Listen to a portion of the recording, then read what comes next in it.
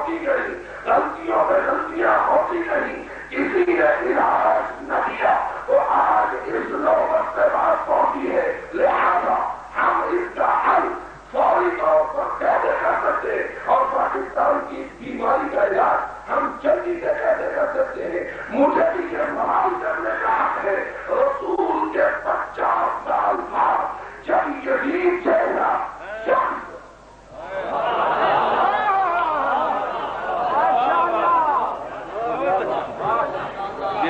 یزید جیسا شخص، یزید جیسا فاسق و فاجر، یزید جیسا بے ایمان، یزید جیسا کافر، یزید جیسا اسلام کا دشمن، یزید جیسا قرآن کا دشمن اگر چڑھ گیا ہے مسلمانوں کی امت کی گردن پر.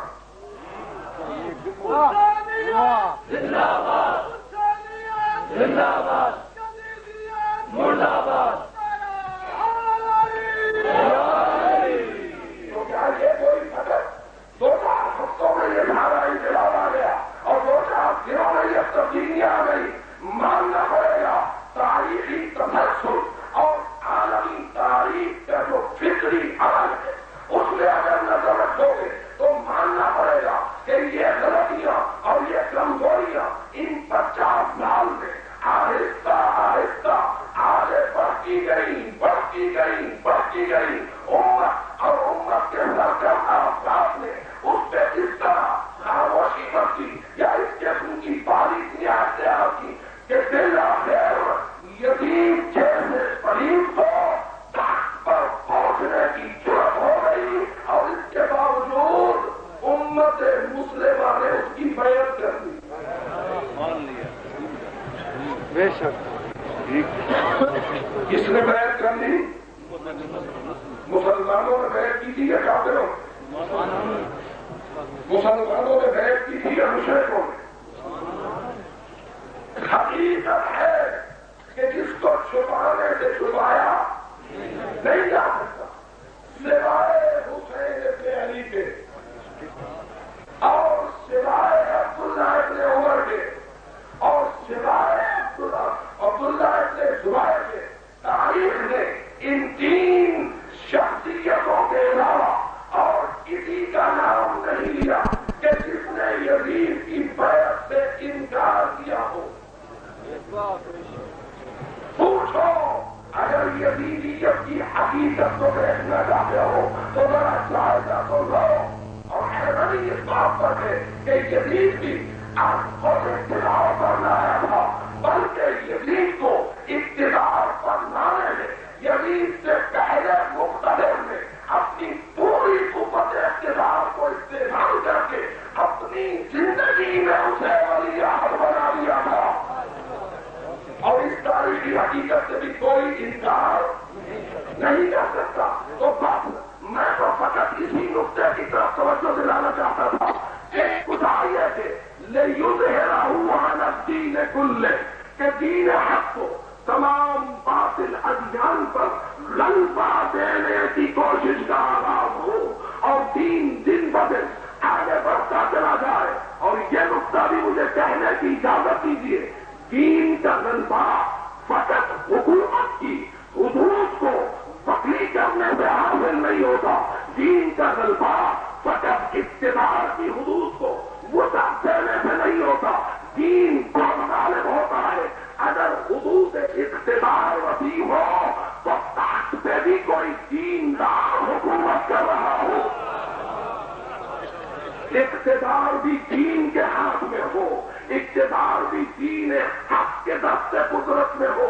اگر دین حق کی حکومت ہو تو غلبہ حاصل ہوگا اور اگر دین حق کی گردن پہ چھری ہو اور فقط اقتدار کی حدود کو نہیں کر دیا جائے تو اس کو غلبہ دین حق نہ کہا جائے گا، اس کو حکومت کا غلبہ تو کہا جائے گا لیکن اس کو دین کا غلبہ نہ کہا جائے گا. اس لیے میرے محترم دوستو اب سوال یہ پیدا ہوتا ہے کہ مسلسل کچھ اس قسم کی مشکل درپیش رہی کہ اللہ کا رسول کے دین کو غلبہ حاصل ہونے کی بجائے نوبت پیچھے کی طرف لگاتے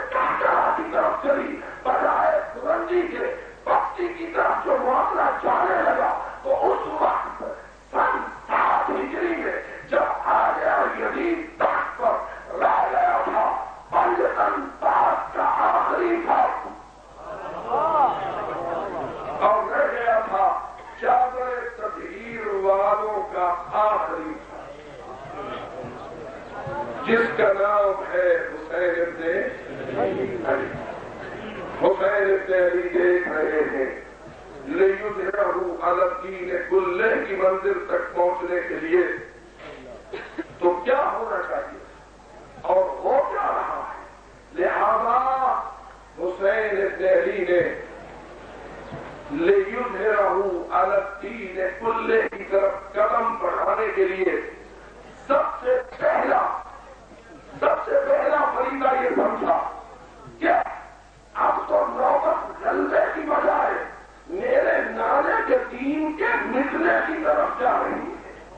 صورتحال تو اس حد تک گمبھیر ہو گئی ہے کہ بجائے اس کے کہ دین غلبے کی طرف جائے، الٹا دین دشمن کو مرے، دین کو مٹانے کے درپے ہو گئے۔ اور میں واضح طور پر کہنا چاہتا ہوں، یزید فقط ذاتی طور پر اور فاتح کو فاجر شاہد نہ تھا، فاتح کو فاجر دنیا میں بہت ہو سکتے، کائنات میں شرابی بھی بہت سارے مسلمان ہوں گے، کائنات میں زانی بھی بہت سارے لوگ ہوں گے، کائنات میں جواریہ بھی بہت سارے لوگ ہوں گے۔ فاتح کو فاجر کا اپنی ذات کی حد تک فاتح کو فاجر ہونا یہ اور ہے، اور فاتح کو فاجر کا اس مقصد کے لیے اپنی تمام توانائیوں اور قوتوں کو وقف کر دینا کہ دین کو مٹا دو۔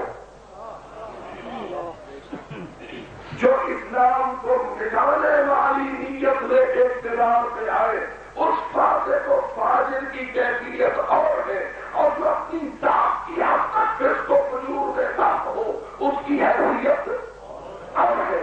اس لیے فاتح کو فاجر کا تحت پہ آنا لیکن دین کا دشمن نہ ہونا اس کی کیفیت اور ہے، لیکن فاتح کو فاجر کا اقتدار پہ آنا اور اپنے اقتدار کو دین مٹانے کے لیے استعمال کرنا اس بدنیتی کی سزا اور اس لیے میرے دادا دوستوں بتاؤ گا جب یزید کا تذکرہ کیا جاتا ہے تو بات یہاں تک محدود رکھی جاتی ہے کہ وہ ایک فاتح کو فاجر شخص تھا، وہ ایک شراب نوش تھا، وہ ایک بے دماغ تھا، وہ خنجروں سے کھیلنے والا شخص تھا۔ میں کہتا ہوں ہے وہ ایسا بے ایمان اور ہے وہ ایسا فاتح کو فاجر، لیکن اگر وہ فسق و فجور اس کی ذات تک محدود رہتا تو حسین کو کربلا بنانے کی ضرورت نہ پڑتی، لیکن جب اس کے فسق و فجور میں اسلام کو مٹانے والی منحوس سازش تشکیل ہوئی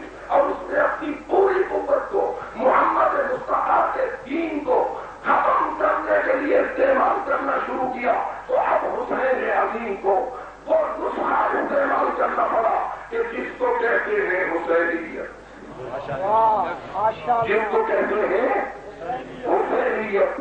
حسینیت تو رسول اکرم کے لال نے میدان کربلا میں استعمال کیا اور یہ جملہ کہہ کے استعمال کیا کہ انی لم اخرج اشرا ولا فسرا ولا مفسدا ولا ظالما، میں کسی فساد کے لیے نہیں جا رہا، میں کسی ظلم کی حمایت کے لیے نہیں جا رہا، میں کوئی اپنی ذات کی شہرت اور نام بڑی اور ادا خانی کے لیے نہیں جا رہا، میں امت میں فساد پھیلانے کے لیے نہیں جا رہا۔